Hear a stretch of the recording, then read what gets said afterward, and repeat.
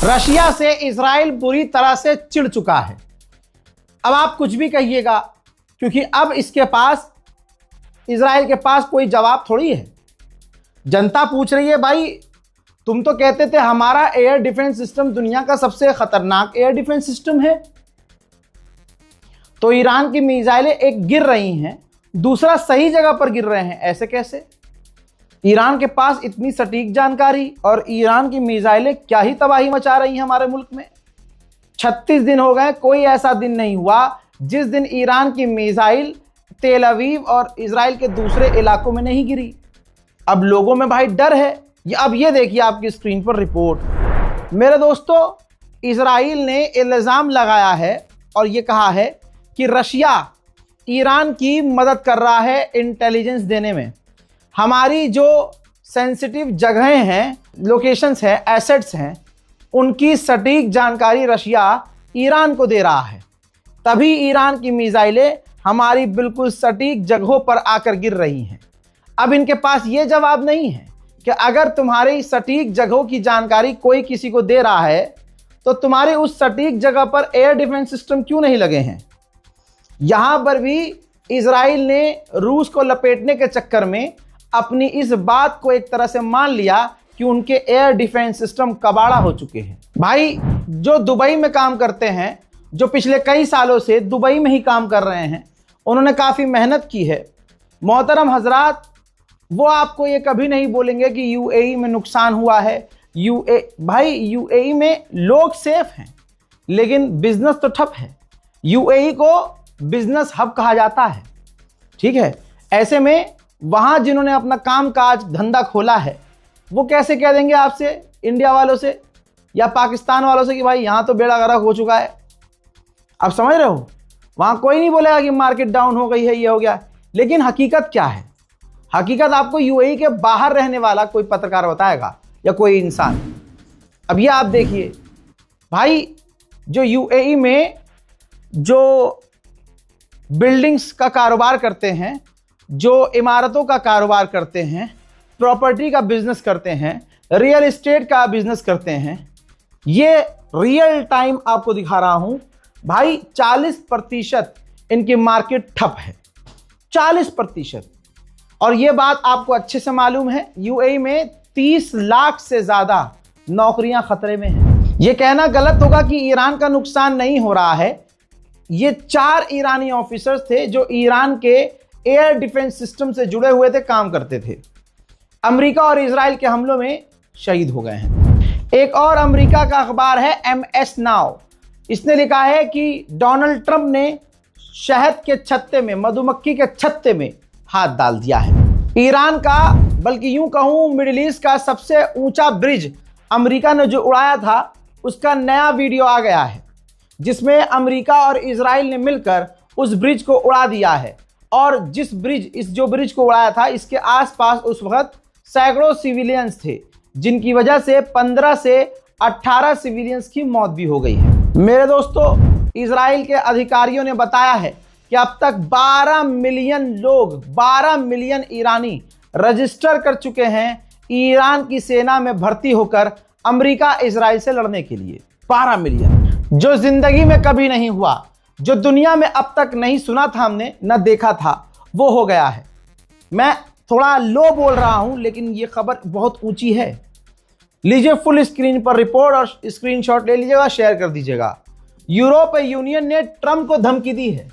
भाई सीधा ट्रंप को धमकी दी है। किसको? सीधा ट्रंप को। यूरोपीय यूनियन ने कहा है, यूरोपीय यूनियन ने, कि हम वार्न करते हैं डोनाल्ड ट्रंप को कि ईरान के ऊपर इलीगल बॉम्बिंग अगर की जाती है तो ये बहुत गलत होगा, ये खतरनाक होगा। इलीगल बॉम्बिंग ईरान में करके सिविलियंस को मारना, सिविलियंस को नुकसान पहुंचाना, ये बर्दाश्त नहीं किया जाएगा। खुदाए पाक की कसम, यूरोपीय यूनियन का ये पहला बयान, इस तरह का बयान मैं खुद अपने इस करियर में पहली बार पढ़ रहा हूं। इस बयान का सीधा मतलब यह है कि पूरा यूरोप डोनाल्ड ट्रंप से चिढ़ा हुआ है।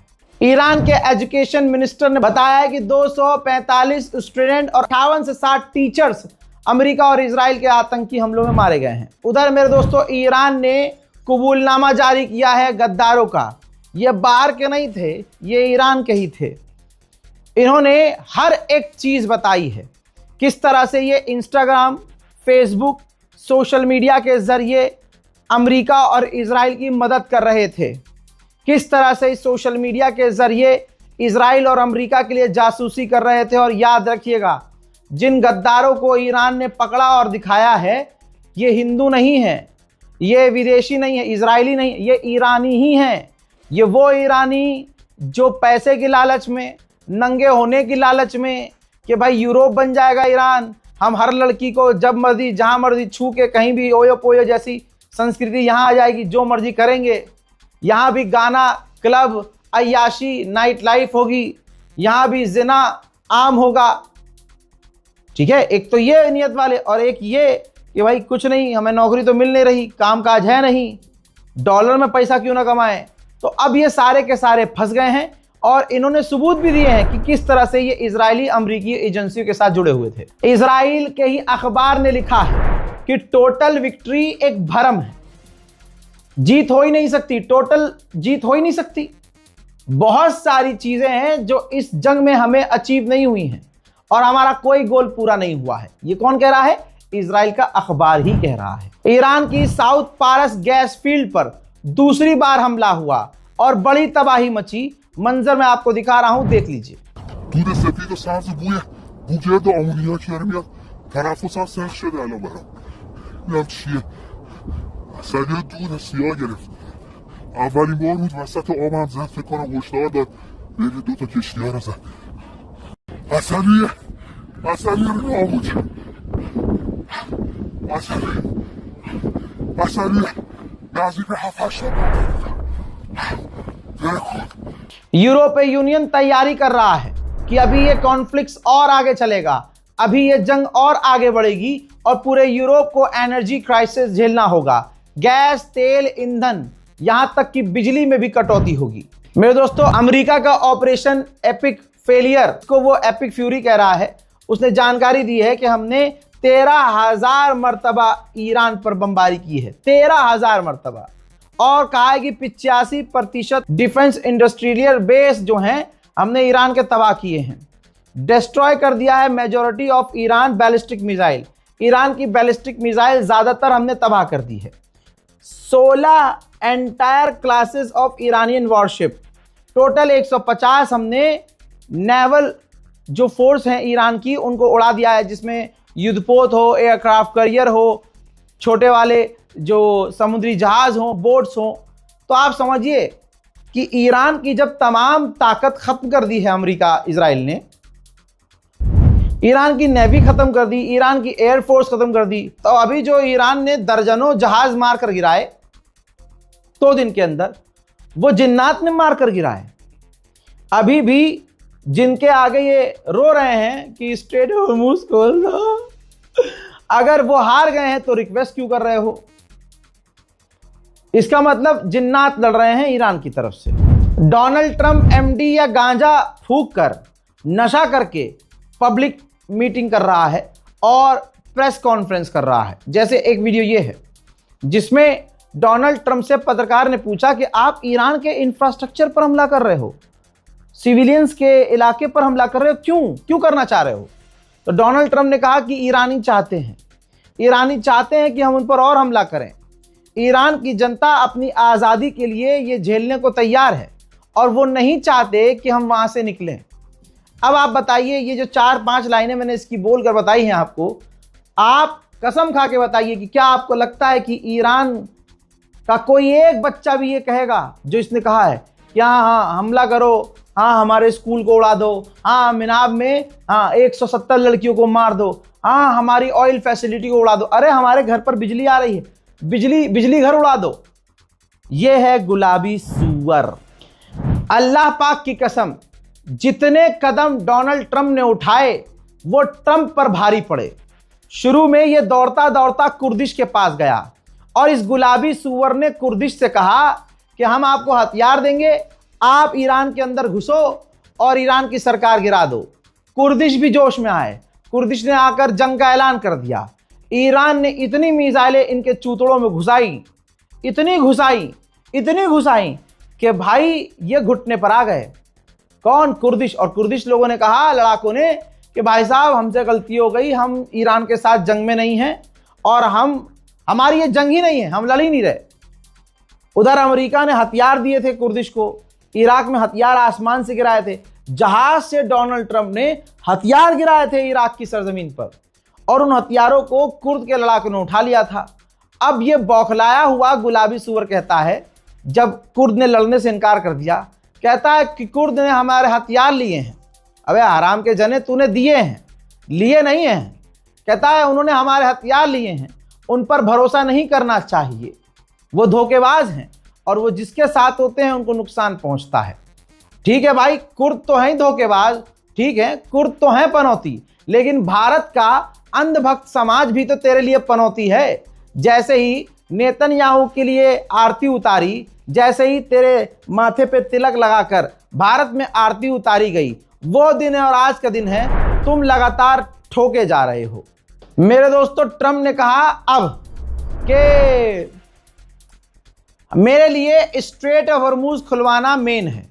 अभी 3 दिन पहले इसने कहा था, और आपको याद होगा, आप खुद इस बात के गवाह हैं, कि ट्रंप ने कहा था कि हमारी मदद को कोई नहीं आ रहा है तो खुद आओ, स्ट्रेट ऑफ हॉर्मुज खुलवाओ, अपना तेल ले जाओ, हमें स्ट्रेट ऑफ हॉर्मुज खुलवाने की जरूरत नहीं है। आज कहता है कि हमारे लिए स्ट्रेट ऑफ हॉर्मुज खुलवाना बहुत मेन है और मैं आगे क्या क्या करूंगा मैंने प्लान कर रखा है। इस वक्त ईरान से ऐसे बात हो रही है जैसे 2000 साल पहले हुआ करती थी, जैसे बच्चे करते हैं। कागज पर उधर से अपनी बातें लिखी जाती हैं, एक बीच का बिचौलिया जाता है, वो उनका मैसेज लेके आता है, हमको पढ़ के बताता है, फिर हम मैसेज लिखते हैं, हमारा मैसेज वो बच्चा हाथ में लेता है, फिर ईरान को जाकर पढ़कर बताता है। डोनाल्ड ट्रंप ने इसके बाद कहा कि ईरान के पास सिर्फ कल तक का समय है, कल के बाद ईरान के पास कोई ब्रिज नहीं होगा, कोई इंफ्रास्ट्रक्चर नहीं होगा, कोई पावर प्लांट नहीं होगा, हम उनको स्टोन एज में भेज देंगे। मेरे दोस्तों, डोनाल्ड ट्रंप बिल्कुल जैसे कोठे की औरत होती है जिसके साथ काम करने के बाद पैसा नहीं दिया जाता है, बिल्कुल वैसे रो रहा है।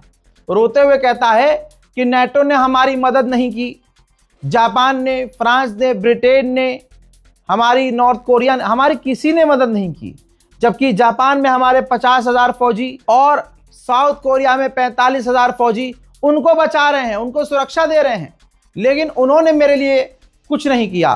कहा कि मेरी फौज किम जोंग उन के खिलाफ वहां तैनात है, किम जोंग उन से बचाने के लिए, और वो किम जोंग उन जिनसे मेरी अच्छी बनती है। हजरत मोहतरम, डोनाल्ड ट्रंप का ये आर रोना लगातार जारी है। मेरे दोस्तों, कुवैत या अरब देश जब अमेरिका के एयर डिफेंस सिस्टम को फेल होता हुआ देख रहे हैं तो सवाल कर रहे हैं अमेरिका से, भाई साहब ये हैं, इसके लिए पैसे दिए थे हमने, इसके लिए दिया था तेल तुम्हें। तो डोनाल्ड ट्रंप अब मीडिया से कह रहा है कि कुवैत को हमारा पैट्रियट एयर डिफेंस सिस्टम चलाना नहीं आता। हाँ जी, अंगूरी खट्टे हैं। फिर एक पत्रकार ने सामने से पूछा कि ट्रंप, आप ये बताइए कि आप सिविलियंस पर हमला कर रहे हैं, ईरान के सिविलियंस पर, सिविलियन साइट पर, ये तो वॉर क्राइम है, इंटरनेशनल लॉ का उल्लंघन है। तो भाई ट्रंप किलस गया। ट्रंप ने कहा कि तुम कहाँ काम करते हो? तो उसने कहा कि मैं न्यूयॉर्क में काम करता हूँ, मैं जर्नलिस्ट हूँ। तो पत्रकार ने कहा कि तुम फेल हो, तुम बेकार हो, तुम कामयाब नहीं हो। मतलब अगर दोस्तों डोनाल्ड ट्रंप की नज़र में अच्छा बनना है तो तुम्हें वॉर क्राइम करना होगा। अगर तुम आतंकवादी हुए, बच्चों के खून हम ही बेवकूफ़ हैं। अरे जो आदमी एप्स्टीन आइलैंड पर जाकर 3 साल, 2 साल, 5 साल की लड़कियों की इज्जत लूट कर फिर उनके खून को कच्चा पीता था जवान दिखने के लिए, और वहां छोटी छोटी बच्चियों का मांस खाया जाता था, हम उससे उम्मीद करेंगे कि वो इंसानियत दिखाए? ऐसा हो नहीं सकता। और ये गुलाबी गण खुल्ला कह रहा है कि स्ट्रेट ऑफ हॉर्मुज से ईरान को जहाज़ों से टैक्स नहीं लेना चाहिए, क्योंकि ईरान थोड़ा ही जीता है, जीते तो हम हैं, हमें पैसा लेना चाहिए। अब ये हराम का जना ईरान की पॉलिसी अपनाना चाह रहा है कि अभी तक वहां से फ्री में सब जहाज जाते थे, अब ये कह रहा है कि नहीं, ईरान पीछे हट जाए, और ये प्लान इसके दिमाग में होगा कि वहां हम कब्जा करेंगे और सारे जहाज़ों से टैक्स हम वसूलेंगे। देख लेना, इसका गुलाबी सुअर का यही प्लान निकलेगा। कहता है हम जीते हैं। अच्छा, अगर गुलाबी सुअर तू जीता है तो स्ट्रेट हॉर्मुज में तू आधे इंच का एक रास्ता खोल क्यों नहीं पा रहा है? हजरात, दिक्कत यही है कि दुनिया इसकी बातें सुन रही है, हंस रही है और इसकी बेइज्जती हो रही है, लेकिन ये बेगैरत अपने ईगो अना के चक्कर में पूरे अमेरिका को खतरे में डाल रहा है। डोनाल्ड ट्रंप ने यहां नेतन्याहू के मुंह में भी मूता है, कहा कि अगर मैं ईरान से न्यूक्लियर डील खत्म नहीं करता तो आज इजराइल बचता ही नहीं। अमेरिका के डिफेंस मिनिस्टर ने कहा कि आज हम ईरान पर और बड़े हमले करेंगे और कल उससे बड़े हमले करेंगे। डिफेंस मिनिस्टर ने यह भी कहा कि ईरान का आसमान हमारे कंट्रोल में है, हमने 7 घंटा हंसना नहीं 7 घंटे ईरान के आसमान में उड़ के अपने पायलट को बचाया है। जी हां, 7 घंटा ये सुअर ऐसे उड़े कि इनके 8 से 9 जहाज ईरान ने मार गिराए। 7 घंटे ये ऐसे उड़े कि इनकी फटी पड़ी थी और अपने ही बंदे से वेरिफिकेशन ले रहे थे। हाँ, तुम हमारे हो, कोई सबूत दो। नहीं, बताओ डोनाल्ड ट्रंप के चूतड़ों पर तिल कहाँ है? नहीं, बताना पड़ेगा बिल्कुल एग्जैक्ट, तभी हम मानेंगे तुम हमारे हो ना। अच्छा, अरे सही कहा तुमने, हाँ हमारा आदमी है, चलो जी उतरो। तो ऐसे लुप लुप करते हुए खरबों रुपये का नुकसान हुआ अपने एक व्यक्ति को बचाने के लिए। ताजिकिस्तान की ईरान वाली एम्बेसी ने ये एक फोटो शेयर किया है, I am trying to hide myself thank you Donald J Trump, जिसमें दिखाया गया है कि ईरान जंग के पीछे एक पिलर है, उस पिलर के ऊपर लिखा है ईरान वॉर, और उस पिलर के पीछे एप्स्टीन फाइल वाला आदमी छुपा हुआ है। यानी डोनाल्ड ट्रंप इस जंग के जरिए एप्स्टीन वाले कांड को छुपाने की कोशिश कर रहे हैं। वहीं आईडी के बाद ये देखिए, जो अमरीकी फौजी का कार्ड है वो भी छोड़कर भागे हैं। एक तस्वीर तो मैंने ये भी दिखाई थी कि साला कच्चा तक उतार के भाग गया है, नंगा गया है, कच्चा उतार के फेंक दिया था क्योंकि कच्चे पे झंडा बना हुआ था अमेरिका का। तो उस नेविगेटर को यह टेंशन थी कि अगर किसी ईरानी की नज़र पड़ गई कि अमेरिका का कच्चा पहन रखा है तो चूतड़ों में भी गोली मारेगा, तो नंगा जो है जंगलों में छुपा हुआ था, पहाड़ों में। मोहतरम हजरात, फिलहाल के इस रिपोर्ट में इतना ही। इस रिपोर्ट को शेयर कीजिए, दुआओं में याद रखिए, चैनल को सब्सक्राइब कीजिए। जय हिंद।